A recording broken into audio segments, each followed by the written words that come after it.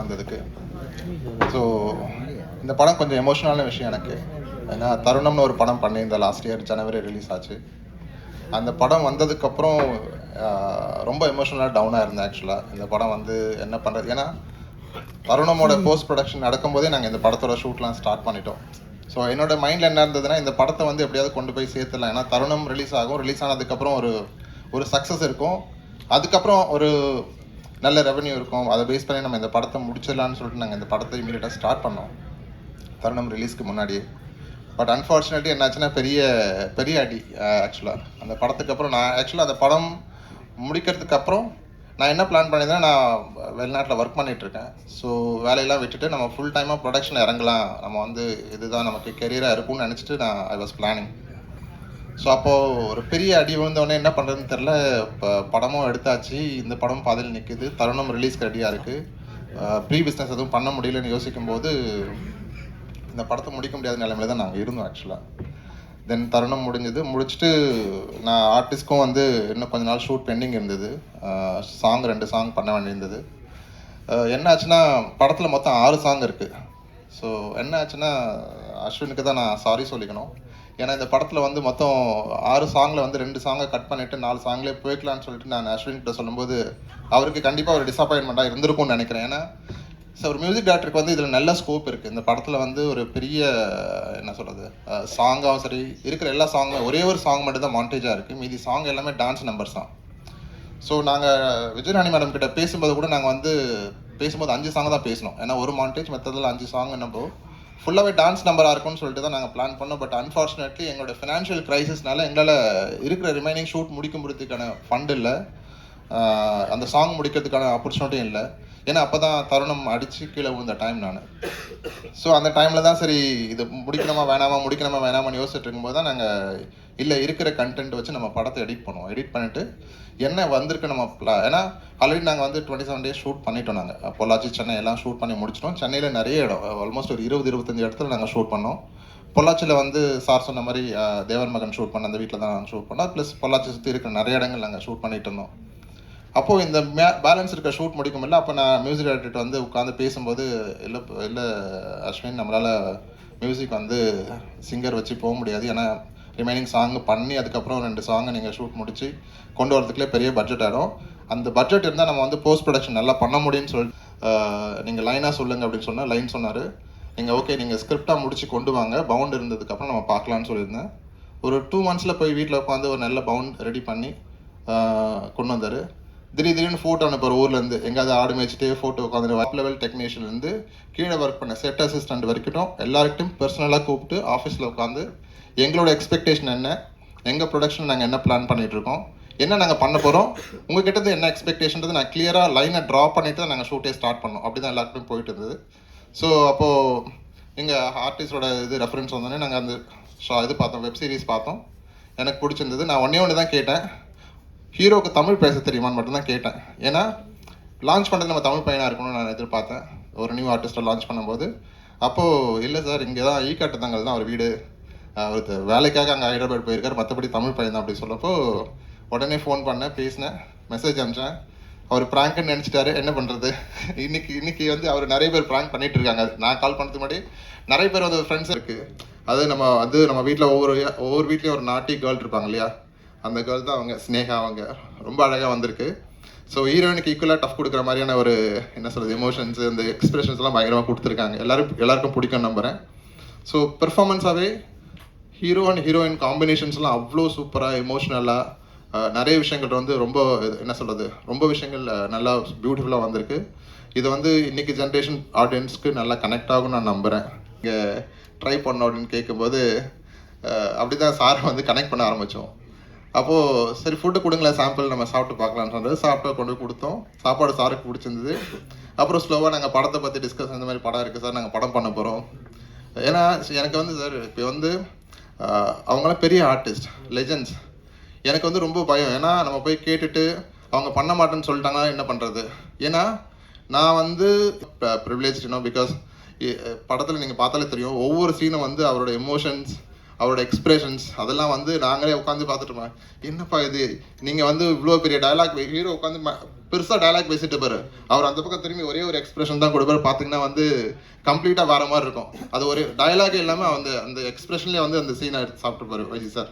அவ்வளோ சூப்பராக வந்திருக்கு, நிஜமா ரொம்ப நல்லா வந்திருக்கு. க்ளோஸ் ஃப்ரெண்ட்ஸ் கூட அதை சொல்லாமல் மறைச்சி வச்சு யூஸ் பண்ணிட்டு இருக்காங்க. அப்படி நானும் அந்த டேட்டிங் ஆப்பை டவுன்லோட் பண்ணி பார்த்து நமக்கு எதாவது மேட்ச் வருமான்னு பார்த்துருக்கேன். மேட்ச் வந்ததே இல்லை. என் ஃப்ரெண்ட் ஒருத்தர் உட்காந்துருக்காரு கார்த்திகேயன்னு சொல்லிட்டு. அவர் என் பக்கத்தில் உட்காந்துட்டு அவருக்கு மட்டும் ஒரு 40-50 மேட்ச் இருந்துகிட்டே இருக்கும். என்னடா நமக்கும் மேட்ச் வரவே மாட்டேங்குதே அப்படிங்கும்போது அவர் சொல்கிற கதையெல்லாம் வச்சு இன்ட்ரெஸ்டிங்காக இருக்கேன்னு பண்ண படம் சார். கார்த்தின் பேர் தான். ஆமாம் சார், கரெக்ட் சார், பாயிண்ட், வசீகரமான பேர் அதான் சார். ஸோ அதை பேஸ் பண்ணி ஒரு பண்ணலாம் அப்படின்னு சொல்லிட்டு பண்ணதான் அந்த படம். சரி, ஒர்க்லாம் முடிச்சுட்டு நம்ம ஒரு டீமில் வந்து ஒரு பையன் டேட்டிங் ஆப் டவுன்லோட் பண்ணி ப்ரோ ரெஃபரன்ஸ்க்காக பண்ணிகிட்ருக்கேன் ப்ரோ, நம்ம படத்துக்காக தான் ரெஃபரன்ஸ்க்காக டவுன்லோட் பண்ணிட்டுருக்கேன்னா. அப்புறம் படம் முடிஞ்சது, வேலையெல்லாம் முடிஞ்சது, அவன் ஆளை காணோம். ஒரு வாரம் முன்னாடி ஃபோன் பண்ணான். ப்ரோ எப்படி ப்ரோ இருக்கீங்க? நல்லா இருக்கேன் ப்ரோ. எங்கே ப்ரோ ஆளை காணோன்னா, ப்ரோ நான் மும்பையில் இருக்கேன் ப்ரோ. மும்பையிலையா? ஏன் ப்ரோ அங்கே ஓகே அப்படின்னேன். இல்லை ப்ரோ உங்கள் புண்ணியம் டேட்டிங் ஆப் டவுன்லோட் பண்ணேன், ஸ்வைப் பண்ணேன், மும்பையில் ஒரு பெரிய பணக்கார பொண்ணு செட்டில் ஆகிட்டேன் ப்ரோ. அதுக்கப்புறம் ப்ரோ என்ன ப்ரோ உங்களால் எனக்கு செட் ஆயிடுச்சு, அந்த ஆப்பை வச்சு படம் எடுத்தேன், நீங்கள் எப்படி ப்ரோ உங்களுக்கு பல மேட்ச் இருக்குமே ப்ரோ அப்படின்னா. மறுபடியும் அந்த ஆப்பை போய் பார்த்தா நமக்கு ஒரு மேட்ச் இல்லை. சரி விடக்கூடாது அப்படின்னு சொல்லிட்டு ஒரு 150 ரூபா கட்டி இந்த வாரம் எப்படியாவது போட்டு ஸ்வைப் பண்ணுறோம், எப்படியாவது ஒரு மேட்ச் வாங்குறோம்னு சொல்லிட்டு நானும் பண்ணிட்டு தான் இருக்கேன்னு. வரல, வந்துச்சுன்னா ப்ரீமியர் ஷோ அப்போது கண்டிப்பாக சொல்கிறேன். ஸோ இப்படி தான் போச்சு. So elder generation, younger generation ரெண்டு ஜென்ரேஷனையும் கனெக்ட் பண்ணுற படமாக இந்த படம் கண்டிப்பாக இருக்கும். ஒரு ஃபேமிலி ட்ராமா, எமோஷன்ஸ், ஒரு ஃபேமிலிக்குள்ளே இருக்கிற அழகான எமோஷன்ஸை பேசியிருக்கோம். முக்கியமான தேங்க்ஸ் வந்து எங்கள் அம்மாவுக்கு நான் சொல்லணும். அசோக் குமார் கலைவாணி அப்படின்னு நான் போடுறதுக்கு காரணமே எங்கள் அம்மா எனக்காக எடுத்த ஒரு எஃபர்ட்டுமே ரொம்ப ரொம்ப முக்கியமான எஃபர்ட்டை நான் பார்க்குறேன். எனக்கு ஆக்சுவலாக எங்கள் அம்மா மட்டும்தான் எனக்கு. ஸோ அதான் என் பேர் மூலமாக அவங்களுக்கு நான் என்னென்ன பண்ணாலும் அவங்களுக்கு அந்த பேர் புகழெலாம் சேரணும்னு நான் நினைக்கிறேன். தேங்க்யூம்மா, தேங்க்யூ ஃபார் எவ்ரி திங். ட்ரெய்லரை புஷ் பண்ணுங்கள், மக்கள்கிட்ட போய் இந்த படம் சேரணும். தனஞ்சயன் சார் முன்னாடி கிளம்பிட்டார். ஸோ வந்ததுக்கு அவருக்கும் நன்றி. இந்த படத்தை எப்படி கொண்டு போய் சேர்த்துறதுன்னு இருந்தப்போ புகழ் சார் அவரோட திடீர்னு ஒரு நாள் ஃபோன் பண்ணி அசோக் நம்ம படம் நெட்ஃப்ளிக்ஸ் எடுத்திருக்காங்கன்னு சொல்லும்போது நான் ஒரு நிமிஷம் அப்படியே சார் நம்ம ஜெயிச்சிட்டோம் சார் அப்படின்னு சொன்ன அவர்கிட்ட. கண்டிப்பாக நான் அவர் என் மேலே எனக்கு சொன்ன ஒரு எஸ்ஸுக்குமே நான் அந்த அசோக் நம்ம படம் நெட்ஃப்ளிக்ஸ் எடுத்திருக்காங்க அப்படின்னு சொல்லும்போது நான் அதை ஓகே சாருக்கு நான் ஏதோ ஒன்று பண்ணியிருக்கேன் அப்படின்னு தோணுச்சு. அதே மாதிரி தேட்டரில் வந்து பார்க்குற ஆடியன்ஸுக்கும் நான் ஏதோ கொடுத்துருவேன், ஒரு ஃபீல் கொடுத்துருவேன், ஒரு ஹோப் கொடுத்துருவேன் அப்படின்னு நம்புகிறேன். கண்டிப்பாக அது நடக்கும்னு நம்புகிறேன். சிங்கர்ஸ் எல்லாத்துக்கும் நன்றி. Vignesh bye bro, thanks for your support. என்னோட ஏடிஸ் அவங்களுக்கும் நன்றி. எடிட் டீம் அவங்களுக்கும் ரொம்ப நன்றி. ஏன்னா எல்லாருமே ரொம்ப க்ளோஸ் பெட் மாதிரி எல்லாருமே. வந்ததுக்கெல்லாம் நன்றி. Thank you so much. அதில் கார்த்திக்ங்கிற பேருக்கு தான் நிறையா மாட்டுறாங்க அப்படின்னு சொன்னீங்க. ஆமாம் சார். 50 வயசாவது எனக்கு மாட்டுமா சார்? கண்டிப்பாக மாட்டோம் சார், கண்டிப்பாக மாட்டோம் சார். இல்லை நான் மாட்டு இருக்கிறதெல்லாம் விலைக்கு விடலான்னு பார்த்துட்டு இருக்கேன். நீங்கள் திருப்பி ஆப்பில் வாங்கன்னு சொன்னால் எப்படி தெரியும் சார்? மாட்டுறது விலகிறது தானே சார் வாழ்க்கை. Super super. உங்கள் பேர் அதான் கார்த்திக்னு மாற்றிக்கிற ஐடியா இருக்கா? இல்லை சார், நமக்கு அசோக் குமார்ங்கிறது நல்ல பேர் தான். Thank you sir. ஹீரோ என்ன சார் போகிற போக்கில் தேசத்தந்தையை எப்படி அசிங்கப்படுத்திட்டு போயிட்டீங்க காந்தியை? சார் கண்ணாடி காந்தி கண்ணாடி கொடுத்தாங்க சார். தலையை வலிச்சு வாருக்கு இந்த கண்ணாடியை போட்டு விட்டாங்க, சோடா புட்டி மாரி சொல்லி அந்த மாதிரி ஒரு இது. அந்த மாதிரி நான் எதுவுமே சொல்லியே சார். காந்தி கண்ணாடி அவர் கண்ணாடி கொடுத்தாங்க தான் சார் சொன்னேன். அதுதான் சொல்கிறேன். அது இந்த மேடையில் நம்ம பேசும் பொழுது யாரை நம்ம சொல்கிறோன்றது இருக்குல்ல, அதுக்காக தான் நாங்கள் அதை கேட்டோம். ஓகே இல்லை சார், தப்பாக எதுவும் மீன் பண்ணி சொல்லலை. அந்த கண்ணாடி reference to Gandhi sir, Gandhi கண்ணாடி. ஸோ அதுக்காக சொன்னது தான். எனக்கு கொடுத்த கெட்டப்பு என்ன வச்சு வலிச்சு வாரி கொடுத்து காந்தி கண்ணாடி அது கொடுத்ததுன்றது மட்டும்தான் நான் மீன் பண்ணனே தவிர வேற எதுவுமே கிடையாது. ஹீரோயின், உங்கள் பாட்டு இன்றைக்கும் கேட்குற மாதிரி இருக்கும். அட்டில் இன்னும் இவ்வளோ கேப்பு ஆக்சுவலாக அதுக்கு in between I went for Miss India, அதுக்கப்புறம் I also went for Miss Universe India. So ஒரு 5-6 இயர்ஸாக நான் பேஜன்ஸ்க்கு ரொம்ப இதாக ட்ரை பண்ணிட்டு இருந்தது, அதனால இதாக கேப். பட் ஐ ஃபீல் இந்த மூவியில் அந்த கேப் ஏதாவது இருந்ததுன்னா I really hope I filled it. பிடிச்சி சார். சார் நீங்கள் தருணம் படம் பண்ணும்போது ஃபஸ்ட்டு படமே வந்து லான்ச் பண்ணும்போது பெருசாக லான்ச் பண்ணீங்க. அது வந்து எல்லா ஆக்டரும் வந்தாங்க, எல்லா செலிபிரிட்டியும் வந்தாங்க. ஒரு படம் தோற்று போயிட்டுனா இது மாதிரி ஒரு நிலைமை வரும்னு சொல்லிட்டு நீங்கள் எதிர்பார்த்தீங்களா? நான் சத்தியமாக எதிர்பார்க்கல சார். நான் நிஜமாக வந்து இந்த இந்த இது கூட பண்ணுற லெவலுக்கு இருக்குமான்னு நான் எதிர்பார்க்கல. ஆக்சுவலாக அது அப்படி தான் இருந்தது. ஏன்னா ஒரு படம் வந்து ஜெயிக்கணும்னா அதாவது ஜெயிச்சாதான் வந்து எல்லாரும் சப்போர்ட் பண்ணுவாங்கன்றது நான் நிதர்சனமாக நான் உணர்ந்தேன். ஆக்சுவலாக நான் நிறைய பேர்கிட்ட பேசும்போது தருணம்னு படம் பண்ணும்போது தருணம் படம் தெரியும்னு எல்லாரும் சொல்கிறாங்க. ஆனால் ஆஸ் எ ப்ரொடியூசராக நான் தோத்துட்டு இருந்தால் நான் நினைக்கிறேன் சார். ஏன்னா அது வந்து maybe it came at the wrong time சொல்லலாம், இல்லை இட் கேம் அட் இன்னும் வேற எப்போ தள்ளி வச்சுருக்கலாம். ஏதோ நிறைய ரீசன்ஸ் இருக்குது அது தோற்று போனதுக்கான ரீசன். அது நான் அனலைஸ் பண்ணி பார்க்கும்போது கண்டிப்பாக ஜெயிக்கணும், அடுத்த படம் பண்ணால் ஜெயிக்கிற படமாக பண்ணணும், தோத்துடக்கூடாதுன்ற மட்டும் மைண்டில் இருந்தது. ஏன்னா நம்ம தோத்ததே நினச்சி வருத்தப்பட்டு இருந்தால் அடுத்து நம்ம மூவ் ஆகவே முடியாது.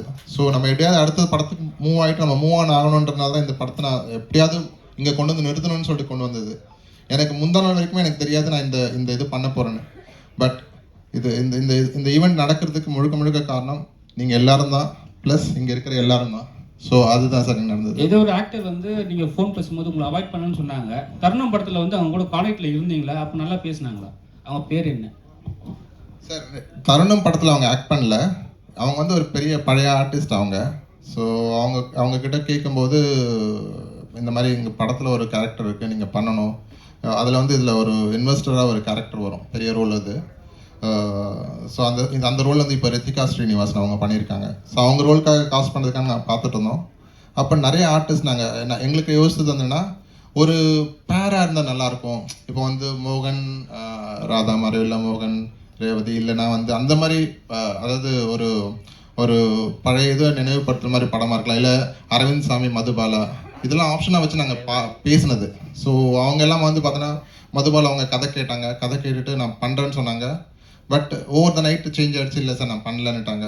அந்த மாதிரி நிறைய ஆர்டிஸ்ட் நாங்கள் பேசிகிட்டு இருந்தப்போ அதில் ஒன் ஆஃப் த ஆர்டிஸ்ட் வந்து ரொம்ப இது பண்ணாங்க. அவங்க பேர் மென்ஷன் பண்ணாங்க, ரொம்ப தப்பாக இருக்கும். பட் ஆனால் அதை சித்திரம நடிகைன்னு சொல்லிட்டு அதை வச்சு நீங்கள் கண்டுபிடிச்சலாம் யாருன்றது. ஸோ அதுதான் நடந்தது. அப்படி பேரை சொல்லவே இல்லை, ரொம்ப ஃபேமஸ் ஆச்சு அது. இல்லை சார்,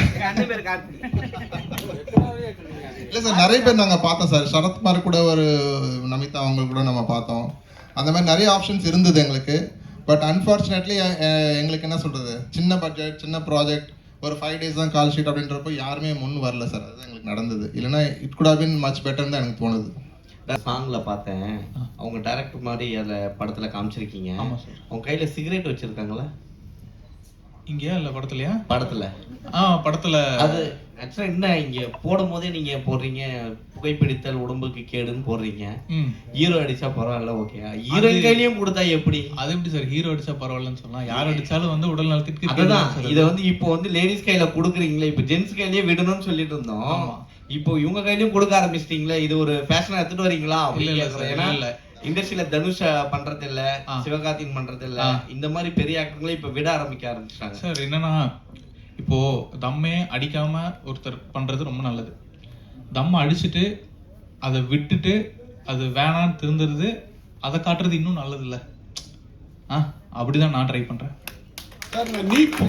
ஒரே ஒரு விஷயம் ஆட் பண்ணிக்கிறேன் சார். ஆக்சுவலா முதல்ல நீ தண்ணியும் தம்மு நிறுத்தினா நான் வந்து I will do the shoot அப்படின்றது நான் சொல்லியிருந்தேன்.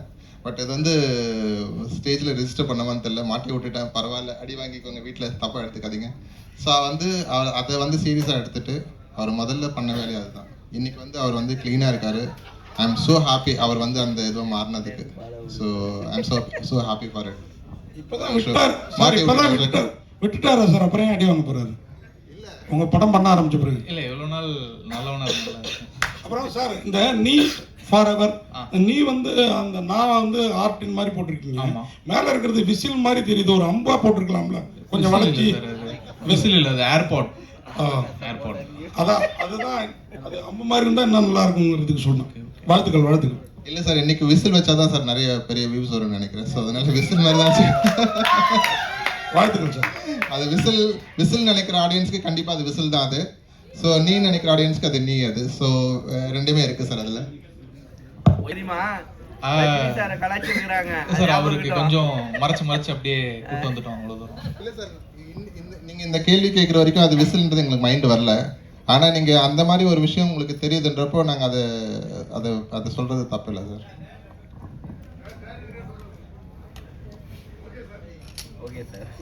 படம் வருது, ட்ரெய்லர் பார்த்தேன், ரொம்ப வைபாக ஜாலியாக இருந்தது. நம்ம படமும் வருது. நம்ம படம் வந்து ரொம்ப ஃபீல் குட்டான ஒரு ஹோப் கொடுக்குற ஒரு படமாக இருக்கும். ஸோ 2 படமே நல்லா போகணும். அது அந்த டீமுக்கும் நான் ஒரு இது சொல்லிக்கிறேன். Thank you so much. Thank you.